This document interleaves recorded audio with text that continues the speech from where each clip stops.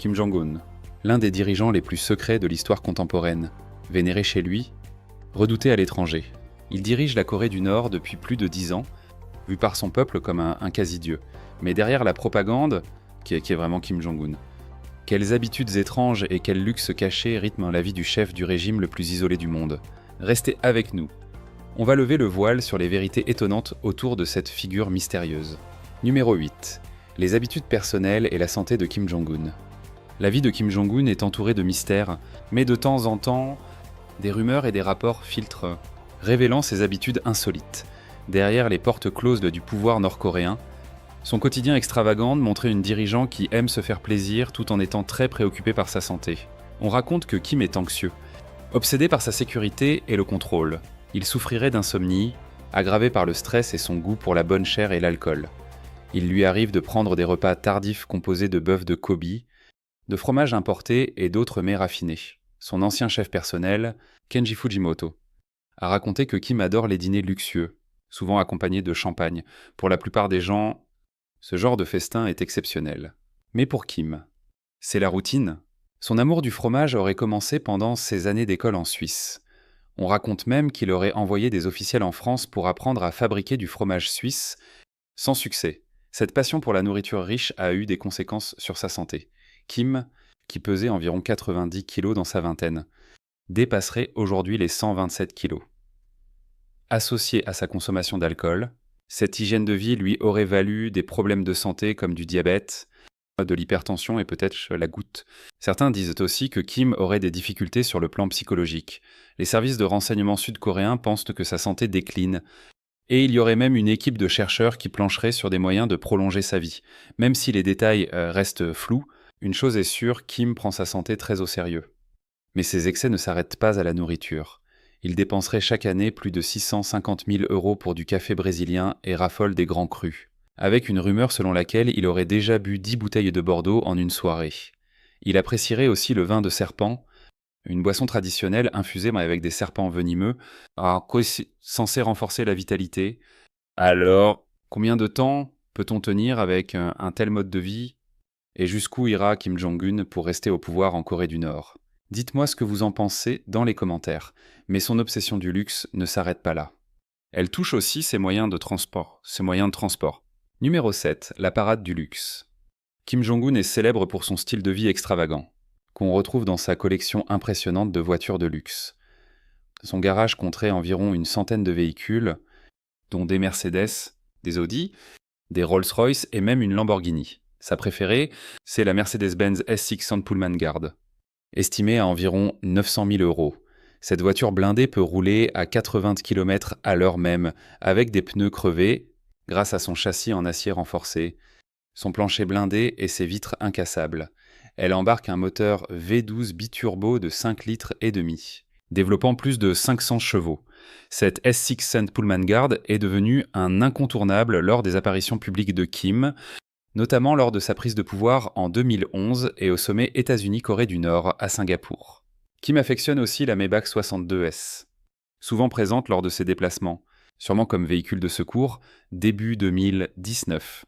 Il a été aperçu à Pyongyang dans une nouvelle Mercedes Maybach Six Sense, blindée elle aussi. Il aime également la Rolls-Royce Phantom, qu'il a utilisée pour accueillir le secrétaire d'État américain Mike Pompeo en octobre 2018. La Corée du Nord importe aussi des modèles Audi comme la R8 et la A8 depuis le début des années 2010, enrichissant la collection privée de Kim, estimée à environ 90 millions €. Mais Kim Jong-un ne se déplace pas qu'en voiture de luxe. Il posséderait 3 avions privés identiques, chacun valant environ 1 400 000 €, avec des intérieurs somptueux. Sur l'eau, il navigue à bord de son super yacht de près de 30 mètres, le Princess 95, estimé à 6,5 millions €. Ses choix de transport montrent non seulement son amour du luxe, mais aussi une volonté d'afficher son pouvoir et son statut. Ces véhicules sont bien plus que des moyens de déplacement. Ce sont des symboles de son influence et une fenêtre sur son mode de vie unique. Vous avez vu les voitures, les avions, les yachts, mais qui était vraiment l'homme qui règne sur cet empire secret. Avant de continuer, j'ai une petite faveur à vous demander si vous appréciez ce contenu. Pensez à activer la cloche de notification et à vous abonner. Ça aide énormément la chaîne et en retour, Je ferai tout pour rendre cette émission encore meilleure pour vous. Marché conclu. Numéro 6, le mystère, Kim Jong-un. Kim Jong-un est né le 8 janvier 1982 à Pyongyang. Son enfance a été tout sauf ordinaire. À 11 ans, il est envoyé en Suisse sous une fausse identité, où il vit comme un adolescent lambda de 1993 à 1998. Il adore le chocolat suisse, joue au basket, et vit une adolescence normale, bien loin de son futur rôle. Ses amis le décrivent comme timide mais sociable, toujours accompagné d'un garde du corps, même pendant les matchs de basket. Même s'il semblait mener une vie banale, Kim observait le monde en silence. Son séjour à l'étranger a forgé sa vision des affaires internationales, ce qui l'a aidé plus tard à façonner son image de dirigeant, certes isolé, mais conscient du monde qui l'entoure. Quand son père, Kim Jong-il, meurt en décembre 2011. Beaucoup doutent qu'un jeune homme puisse diriger un pays aussi fermé. Pourtant, Kim Jong-un prend rapidement la place de grand successeur, derrière la mise en scène officielle. Il commence déjà à consolider son pouvoir. Mais comment Kim garde-t-il le contrôle sur un pays aussi coupé du monde ? Ce n'est pas qu'une question d'armée, c'est bien plus profond. On va y revenir. Kim mène une vie de luxe, financée par les ressources du peuple qu'il dirige, avec des plages privées et même une île comme les plus grands milliardaires du monde. L'une de ses passions les plus étonnantes, c'est le basket, qu'il découvre en Suisse. Il aime tellement ce sport qu'il a invité plusieurs fois Dennis Rodman, ancienne star de la NBA, en Corée du Nord. Rodman décrit Kim comme un grand enfant qui préfère parler basket que politique. Kim a même utilisé sa passion comme outil diplomatique, mêlant sport et pouvoir. Mais ce côté bon vivant ne doit pas faire oublier la dureté de son régime. En 2013, à peine 2 ans après son arrivée, il fait exécuter son oncle Jang Song-taek, envoyant ainsi un message très clair sur son autorité. L'accent mis sur la force militaire est aussi au cœur de son pouvoir. La Corée du Nord consacrerait environ un quart de son PIB à la défense. Et rien qu'en 2023, le pays a effectué plus de 70 essais de missiles, un record. Ces démonstrations de force visent à impressionner autant la population que la communauté internationale. Un passé mystérieux, une vie de luxe. Alors comment Kim garde-t-il la fidélité de son peuple malgré tant de contradictions ? Numéro 5, secret et image publique. L'image publique de Kim Jong-un est soigneusement travaillée pour asseoir sa légitimité, depuis son arrivée au pouvoir en 2011. Il cultive l'image d'un dirigeant accessible, son portrait étant omniprésent dans les médias, sur les panneaux et à la télévision. Mais ce train de vie luxueux contraste fortement avec la réalité de la majorité des Nord-Coréens. Sur les images officielles, on le voit visiter des usines ou des fermes, sourire aux lèvres, affichant une proximité avec le peuple. Pourtant, malgré la pauvreté généralisée, d'importantes ressources sont consacrées à des produits de luxe. Par exemple, en 2022, la Corée du Nord aurait dépensé plus d'1,8 million pour de l'alcool haut de gamme et près de 11 millions d'euros pour des produits du tabac. Alors que de nombreux citoyens gagnent moins de 4 euros par jour. Comment un pays aussi pauvre peut-il justifier de telles dépenses ? Son pouvoir repose aussi sur un véritable culte de la personnalité, qui le présente comme plus qu'un simple chef d'État. Presque une figure sacrée. Cette image, héritée de son père et de son grand-père, le montre comme un travailleur infatigable, avec des capacités soi-disant extraordinaires. Certains réfugiés racontent que des Nord-Coréens croient même à des pouvoirs surnaturels, ce qui renforce le contrôle du régime. Un événement marquant, révélateur de la gravité des menaces internes, fut la disparition de son demi-frère, Kim Jong-nam. En 2017, beaucoup pensent que cet acte a été commandité par le régime, preuve des extrêmes auxquels Kim est prêt pour éliminer toute contestation. Le règne de Kim Jong-un, c'est donc un mélange de communication, de secrets, de luxe et de contrôle strict. Malgré l'image d'un chef proche du peuple, les contradictions de son régime sont flagrantes, entre opulence et lutte de pouvoir interne. La frontière entre mythe et réalité reste floue, et les témoignages de réfugiés continuent d'éclairer la complexité de la vie sous Kim. Mais l'image ne suffit pas, dans un pays où la loyauté est une question de vie ou de mort. Comment Kim se protège-t-il des menaces, visibles ou invisibles ? Numéro 4. La forteresse de la peur. La vie de Kim Jong-un est marquée par des mesures de sécurité extrêmes, reflet de son obsession pour sa protection et le contrôle. Sa sécurité est l'une des plus impressionnantes au monde, avec une équipe ultra coordonnée à chaque déplacement. Au cœur du dispositif, sa garde rapprochée, composée d'hommes sélectionnés pour leur loyauté, leur apparence et leur formation, Tous doivent avoir la même taille que Kim, et aucune imperfection visible, pour former une unité discrète et homogène. Cette obsession sécuritaire vient sûrement de l'histoire de sa famille, qui règne depuis longtemps sur une région instable. Kim a observé les difficultés des autres dirigeants et ne laisse rien au hasard pour sa propre sécurité. Une grande partie des ressources nord-coréennes est consacrée à l'armée et aux programmes d'État, dont beaucoup servent à financer la sécurité du leader. Ces gardes suivent un entraînement intensif arts martiaux, résistance psychologique, maniement des armes. Ils doivent être prêts à réagir en une fraction de seconde. Kim se déplace aussi toujours avec un convoi de limousines blindées, dont 3 identiques pour brouiller les pistes en cas d'attaque. Ce niveau de sécurité reflète les risques qu'il encourt. Ses apparitions publiques sont planifiées dans les moindres détails. Chaque déplacement étant sécurisé pour éviter tout incident, même lors des événements nationaux, sa présence est avant tout une opération de sécurité minutieuse. Toute personne qu'il rencontre est soigneusement contrôlée, et le public maintenu à distance, sous surveillance discrète. La sécurité de Kim ne concerne pas seulement les menaces physiques, mais aussi la préservation de son autorité. Il veille aussi à sa santé, entouré d'une équipe de spécialistes qui agissent dans l'ombre. Si le monde s'intéresse surtout à la politique et à l'armée nord-coréenne, la priorité de Kim reste sa propre sécurité et le maintien du pouvoir. Même les discussions sur le nucléaire s'inscrivent dans une stratégie plus large de protection du régime. Finalement, toutes ces mesures montrent l'équilibre fragile du pouvoir en Corée du Nord. Chaque geste renforçant son statut de chef suprême. Et après tant de vigilance, où Kim se retire-t-il une fois les caméras éteintes? Numéro 3, les palais de fer.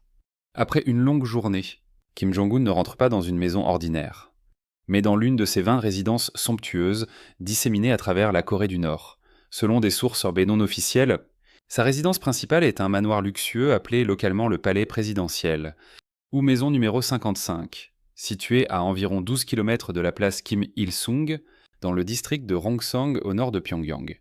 Cette villa symbolise l'extravagance et la sécurité maximale, construite au début des années 1980. Cette villa est célèbre pour sa salle de cinéma de 1000 places et son bunker souterrain conçu pour protéger le dirigeant en cas de crise. Les murs sont renforcés, elle est entourée de douves et de systèmes de sécurité draconiens. Elle est reliée à un chemin de fer privé et surplombe un lac artificiel, ajoutant au mystère. Un ancien membre du personnel, Lee Young-kook, a révélé que Kim Jong-un possède de nombreuses autres propriétés luxueuses, souvent liées à des projets secrets. Leur emplacement exact est top secret, et les images de l'intérieur sont rares. Les témoignages de réfugiés parlent de lieux d'un luxe inouï. L'une de ces villas aurait même une piscine olympique et un stand de tir privé, bien que Kim s'en serve rarement. Des images satellites récentes ont révélé 8 nouvelles résidences dans le complexe ultra-secret de Changwangsan, à Pyongyang. Ces maisons sont proches des principaux bureaux du gouvernement qui gèrent la vie politique et culturelle du pays. Le Daily Mail a aussi rapporté la construction d'un nouveau bâtiment de sécurité et de plusieurs terrains vides, peut-être réservés à de futures résidences. En plus de ces villas, Kim Jong-un posséderait 13 complexes touristiques à travers le pays, mais n'en utiliserait qu'environ la moitié. Chaque propriété est pensée pour lui permettre de gérer le pays efficacement. Si ce voyage dans l'univers de l'un des dirigeants les plus secrets du monde vous intrigue, attendez de voir la suite. Laissez un like pour nous dire que vous voulez plus d'histoires inédites. Le pouvoir. C'est aussi une question d'image, et Kim le sait bien. Parlons maintenant de son style, qui est tout sauf anodin. Numéro 2, le style. Connu pour ses choix vestimentaires et capillaires uniques, Kim Jong-un affiche toujours un look reconnaissable entre tous. Il porte souvent un costume sombre à fines rayures, parfaitement ajusté à sa silhouette. Parfois, il opte pour une veste de style Mao, rappelant la tenue célèbre de son grand-père. Sa coupe de cheveux est aussi très particulière côté rasé, dessus plus long, ce qui lui donnerait l'air plus grand. Cette coiffure est devenue l'une des coupes autorisées en Corée du Nord. À la télévision nord-coréenne, on montre d'ailleurs des styles conformes à l'idéal socialiste. Le pays n'autoriserait que 28 coupes officielles, 18 pour les femmes et 10 pour les hommes. Mais le style de Kim reste inimitable. Sa position de chef suprême s'incarne jusque dans l'apparence, le contrôle du régime sur la vie quotidienne, y compris le look, montre l'étendue de son pouvoir. Les critiques ouvertes contre Kim sont très rares, autant en Corée du Nord qu'à l'étranger, tant la liberté d'expression est limitée. Côté goût personnel, Kim Jong-un est aussi connu pour sa collection d'objets de luxe. Il apparaît rarement en public sans une montre haut de gamme. Lors d'une récente apparition, il portait une IWC Schaffhausen Pinot, estimée à environ 100 000 euros. Sa collection totale de montres vaudrait autour de 7,5 millions d'euros.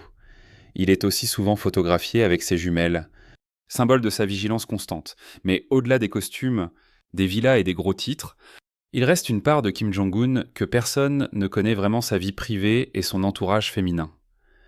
Que sait-on des femmes qui l'entourent? Numéro 1 femme, pouvoir et silence.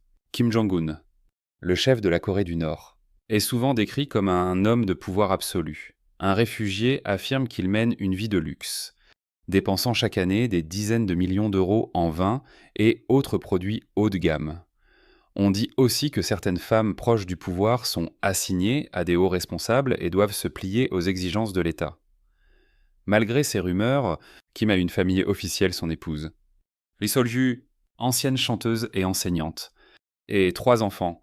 On sait peu de choses sur leur vie privée, mais Dennis Rodman, l'ami basketteur de Kim, a révélé que leur deuxième enfant serait une fille prénommée Kima et décrit Kim comme un père attentionné. Si cette vidéo vous a plu, n'hésitez pas à liker et à vous abonner à la chaîne. Votre soutien est précieux pour nous. Regardez la prochaine vidéo qui va s'afficher à l'écran. Vous allez adorer ce qu'on vous prépare. Dites-nous en commentaire quel pays vous aimeriez voir dans le prochain épisode. Merci d'avoir regardé et à très vite pour de nouvelles découvertes. Gracias por unirte a nosotros. Deja un comentario, dale me gusta y no olvides suscribirte para ver más videos interesantes. Nos vemos en el próximo video.